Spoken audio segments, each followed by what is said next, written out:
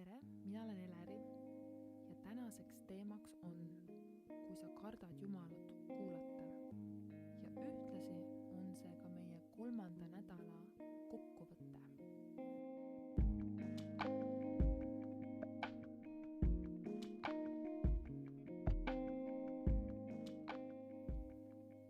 Tänane kirjakoht on pärit Johannese 8. peatükist 10. salmist.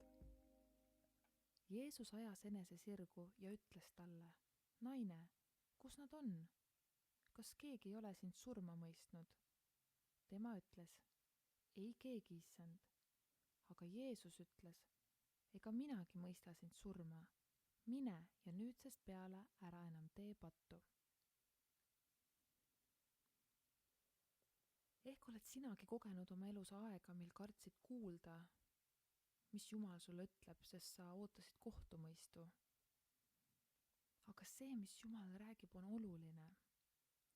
Eriti uutele kristlastele räägitakse palju just Jumala headusest, aga just selle nädala jooksul, karmi, kuid olulise nädala jooksul, me õppisime tundma ka Jumala karmust. On oluline meeles pidada, et ka karm on ta selleks, et meid kasvatada ja endale ligemale tuua, mis lõpuks on siiski ju hea. Seega Jumal on karm, aga hea. Saimegi teada, et mõnikord murrab Jumal meid, aga seda ainult siis, kui see on meile hea. Ja ta piltlikult öeldes paneb meid alati kokku tagasi. Saime teada, et meie teel võib olla kannatusi ja katastroofe, kuid neis oludes peame me teadvustama, et osa on Jumalalt meie kasuks ja teine osa on langenud maailma tagajärg. Jumal kasutab ka kannatusi, et meid sügavalt kõnetada, kui me ainult oleme valmis kuulama. Saime teada, et me ei tohi karta Jumala kõnetust, sest see teeb meid alati paremaks ja on meile hea, kas siis, kui tegemist on karistusega. Sest keda issand armastab, seda ta karistab, otse kui isa poega, kellele ta head tahab. See on kirjas õpetussõnades. Kuid selle nädala jooksul avastasime ka, et on võimalik jõuda nii kaugele, et enam Jumalat üldse ei kuule. Tänane näide on pärit minu sõbra elust. Tema elus oli aeg, kus ta enda arvates ei käitunud piisavalt hästi ja õigesti ja oli kindel, et Jumal on ta peale pahane. See tekitas olukorda, kus ta ei soovinudki kuulda Jumala kõnetust. Aga ta mäletab aega, et kus oli mingi koosolek ja keegi prohveti Anniga rääkis inimestele. Ja siis ta oli toolis nii hirmunud, et äkki Jumal ütleb Anniga inimesele midagi tema kohta ja ta üldse ei taha seda kuulda. Nii ei läinud.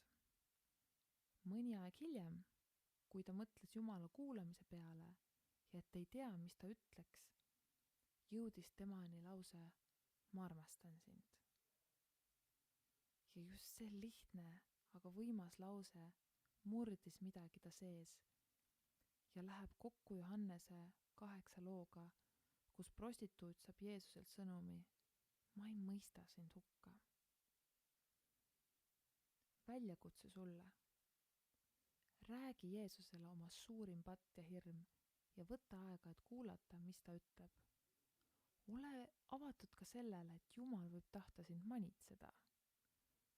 Aga ära karda ega kohku, sest sa võid kindel olla, et ta armastab sind ja tahab sul igal juhul parimat, isegi kui see hetkeks haiget teeb. Ma palvetan. Jeesus, ma olen pattu teinud. Ma ei ole tahtnud seda tunnistada, sest olen kartnud, mida sa mulle ütled ja mida sa teha käsid. Aga ma tean, et sa tahad mulle parimat.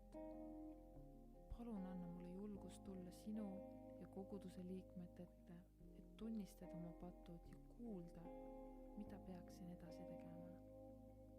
Aitäh, et ma võin elada teadmises, et sa oled karm, sest sa armastad mind otse kui poega või tütart, kellele sa head tahad. Olgu olgu see teadmine mulle julgustuseks sind alati kuulata. aitäh sulle.